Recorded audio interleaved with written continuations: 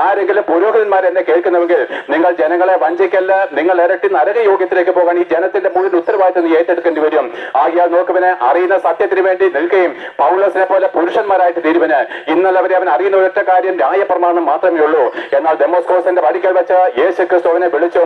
അവൻ ചോദിച്ചു, ശൗലേ ശൗലേ, നീ എന്നെ ഉപദ്രവിക്കുന്ന എന്ത്? നീ ആരാകുന്നു കർത്താവേ? നീ ഉപദ്രവിക്കുന്ന യേശു ആകുന്നു.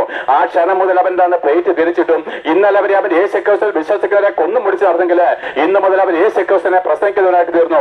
ഇതാണ് പൗരുഷം എന്ന് പറയുന്നത്. പ്രിയപ്പെട്ട നിങ്ങൾ അനേക പേർക്കും സത്യം അറിയാമെങ്കിലും പൗരുഷത്തിലേക്ക് വന്നിട്ടില്ല.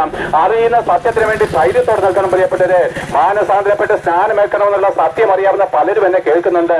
എന്നാൽ എന്താണ്, മാനുഷിക ഭയം നിമിത്തം നിങ്ങൾ തള്ളിക്കളഞ്ഞു. സ്നാനമേറ്റിട്ട് വീണ്ടും പാപികളോട് ചേർന്ന് അപ്പം നോക്കുന്നവരുണ്ട്.